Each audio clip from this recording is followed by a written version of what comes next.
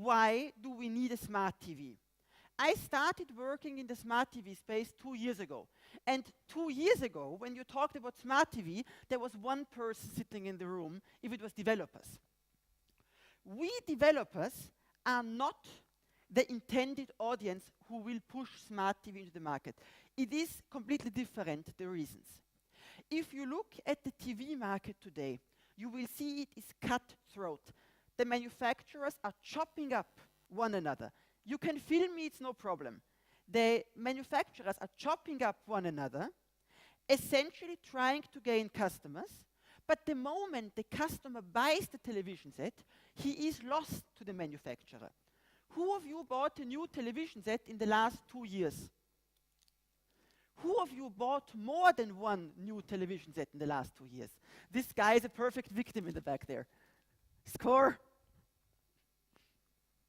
Okay. As we saw, only one person bought more than one TV in the last 2 years. What does this tell us? This tells us that television sets live long. And the next problem is that the resolution switch is already been done. This data is from the year 2011. It shows all the television sets available in Slovakia in the market, the resolutions. And you see that over 70% of television sets already have HD. So that there is very difficult to motivate the customers to buy another television set if the resolution stays the same. And so the idea was born, we should use game consoles. Because who of you bought a PlayStation 3 initially? Who of you was married when he bought the PlayStation 3 initially? Okay, you guys are lucky.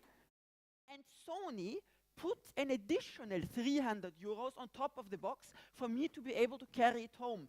The hardware was more expensive than what I paid for it. The reason for this was that Sony expects me to buy games to keep making money. And this is the idea which they had in the television market space as well. First of all, if you have a smart TV, you have to buy some apps. So the television manufacturer can get 30% of the application price. Secondarily, there is difficult to clone because of the patents involved. HD television is largely an open standard. If you, however, have a smart runtime, you can patent that to make cloning more difficult. And finally, as we will talk about later, there is a cross-selling opportunity also across other market segments. And finally, we are going to look shortly at on a general scale at the strength and weakness of television set. Ah, he's fleeing already. Ah, okay. Best lie ever. Well, either way, there are the television set is very strong at social applications. So essentially, if you ever saw 5 females in front of a television set cheering at some male volleyball player, then you know what it is good at. And something else which is also important, the television set is widely distributed and the screen size is similar to the mobile phone. I demonstrate this way. Imagine my hands are holding a TV. If you now hold a mobile phone in front of your nose, you will see that my hands accurately frame your mobile phone. So essentially, the practical resolution between a TV and between a mobile phone is much the same. And with that, it's time to look at the next stakeholder, at the television stations. Who of you knows how much it costs to run a television service, a TV5 ou quelque chose comme ça? Who of you knows how much that costs? Really, really expensive. And the stations also need to live. And the idea is that they can use apps on TV to perform more efficient advertising. You in the back there, you don't believe me? This guy in the back there. Wasn't that for him? Should have hit him on the head. Look, This is a nice guy. He's presenting apps on TV for the Austrian central governmental television. And he wears some spectacles. And these spectacles, he doesn't wear them because he likes them. He wears them because the television station gets paid for it. This is no joke. It happened to me some years ago. My ex-wife was an entry woman for the Austrian governmental television station. And she forgot her sunglasses. And one day, and it was some outdoor shooting for some advertising. And back then, the right-wing party was in government, and I had a service ID from them. And I went into the studio with the service ID, carrying the sunglasses. And the director looked at me like I was coming from the moon. And I told him, I'm bringing my wife the sunglasses. My wife was wearing sunglasses already. Who of you knows where the sunglasses came from? I want some ideas. Where did they come from? No ideas?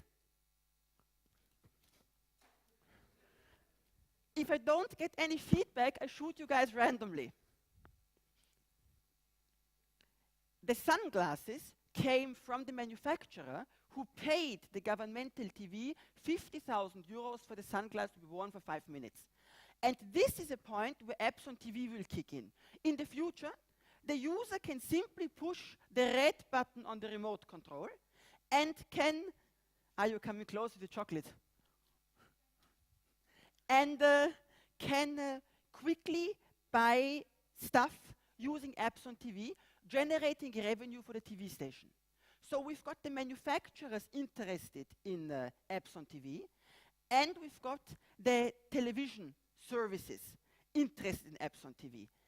And essentially, users and developers become, how should I say, in the TV market, if the TV stations want the thing and the manufacturers want the thing, we developers have to come along or perish. Okay, we're gonna go over that one. The largest and most established player in the smart TV space is Samsung. But first of all, we're gonna look at another company. Which one is this? Who knows whose booth this is? Yes? Exactly. Well, the Google TV essentially is an Android smartphone which has a TV output and which is intended to enhance the TV output. So, for example, the most important feature which Google advertises is an intelligent search. So basically, it makes consuming content more easy.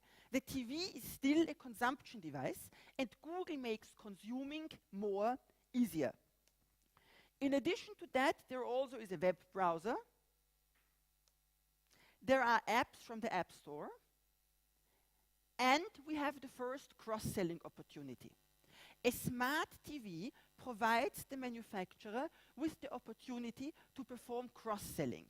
I can give you a little example. Who of you wants to be my victim? Come to the stage. You here, come on. I need a victim to come to the stage.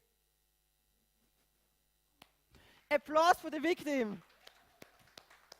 Okay, let's assume this beautiful victim here, he owns a smart TV powered by Google.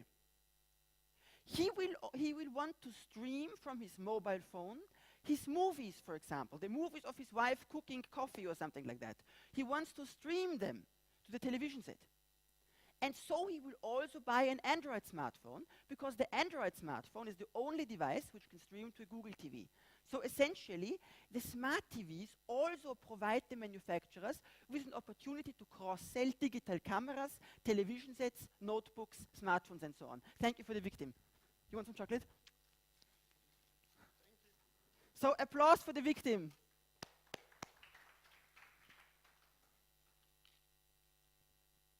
Okay, basically these things come in two form factors. They come either as a set-top box or they come as a television set. And the internal architecture is Android 3.1. And important, you can only use JavaScript and Java to develop for them. It is not allowed to use native C code when developing for the Google TV. This is because every manufacturer has a different processor inside. You see, Logitech uses the Atom processor. The Chinese clones use Cortex chips from ARM, so there would be a problem with the binary translation. Next up, we've got Samsung. Samsung essentially is the largest manufacturer of smart TVs. Who knows where this picture was shot?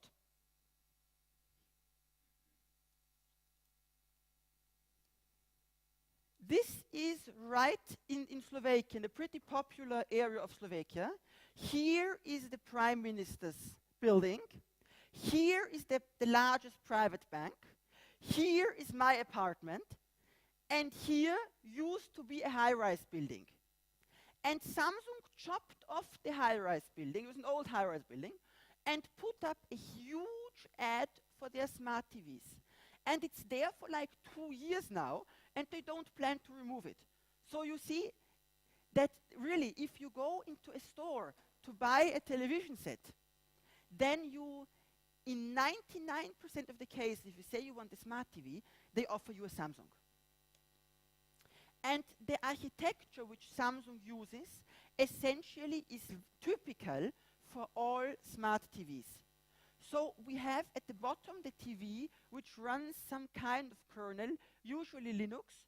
On top of it we have a web browser which runs an application manager which then instantiates the individual applications.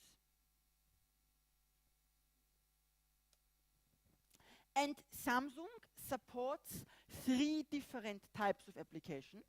You can have a full screen app, you can have a side app, and a ticker.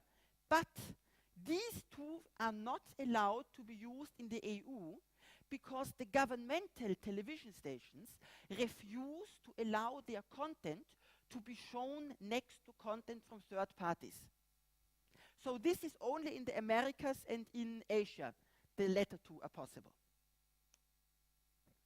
And when developing, you've got the choice. You have to use a special Samsung SDK, or from version 4.0 onward, you can also use Eclipse.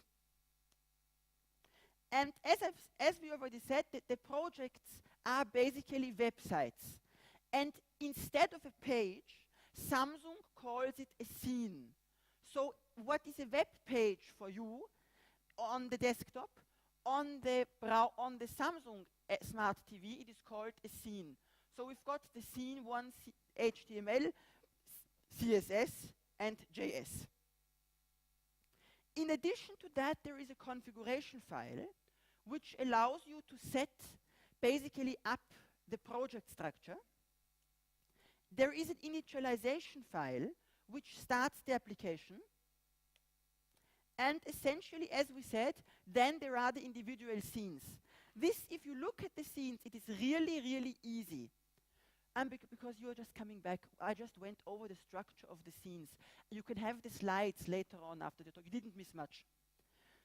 The scenes, a scene essentially is a website, is a form. It is just Samsung's way of calling it a scene instead of calling it a form. The CSS defines the layout and style. The HTML contains div tags, and the CSS handles the actual form population. Another interesting thing is the event handling. You communicate with the Samsung Smart TV using this remote control here. However, there is no event handling support whatsoever from the framework.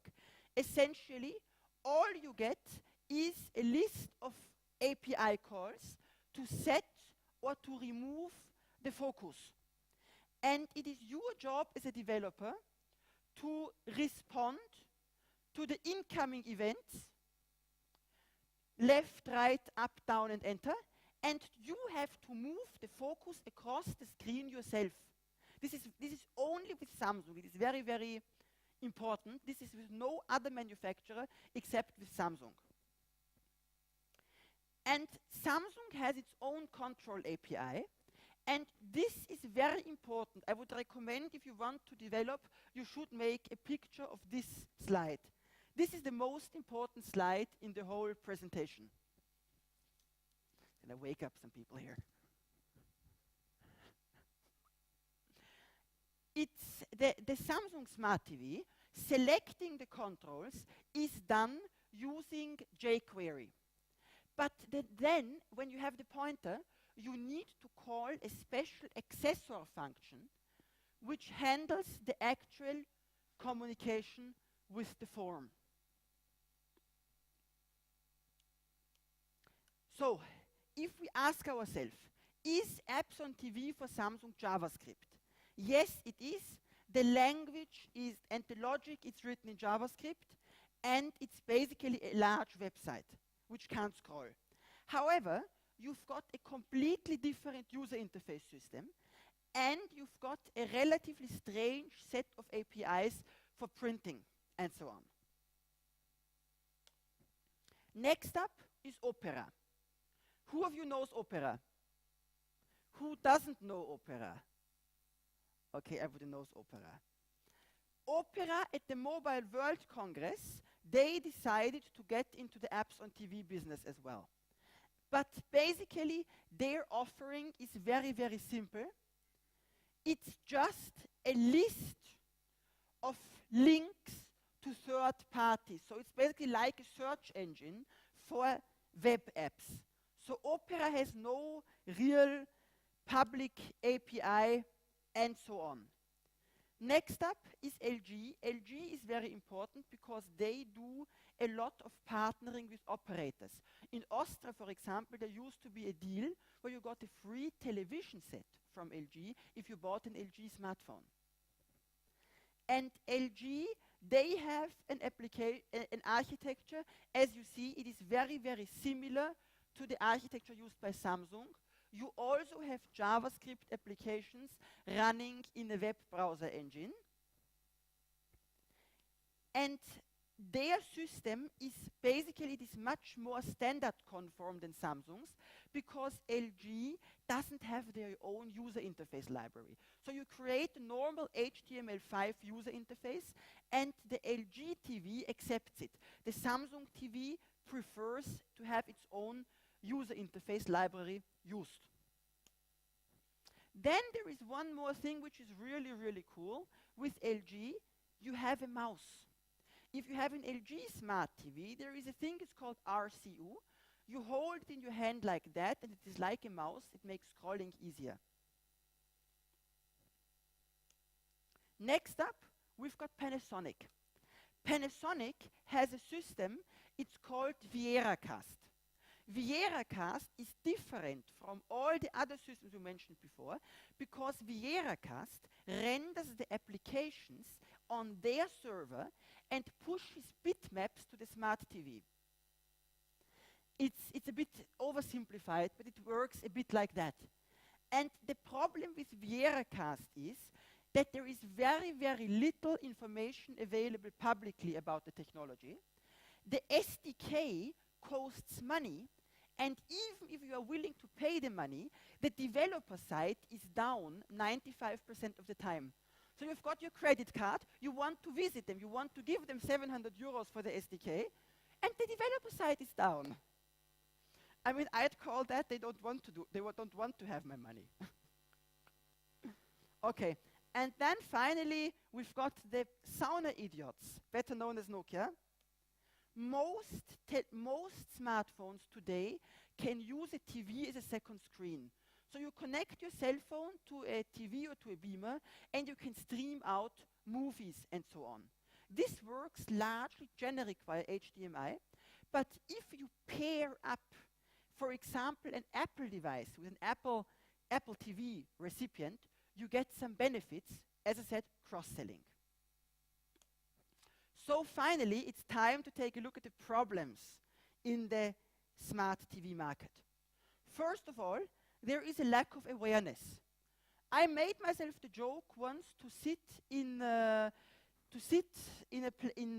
bar in Bratislava and just ask the people who came in what they think about smart TVs.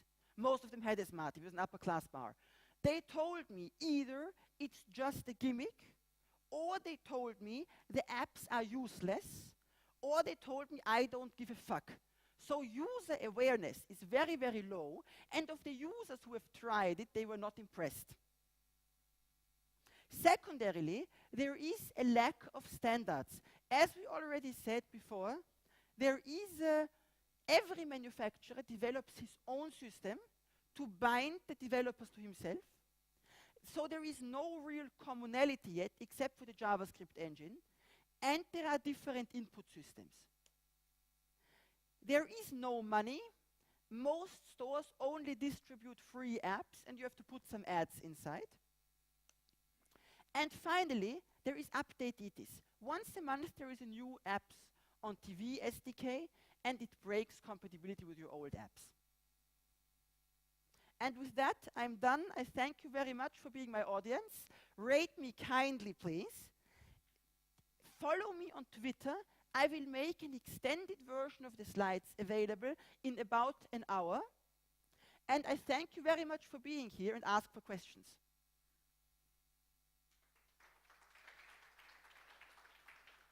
Who of you has some questions? I mean, there must be at least one question. Come on. We've got 6 of those things to give away. You must ask a question. Come on. Okay. Then I thank you all very much for being here. It was my pleasure. And see you again next year.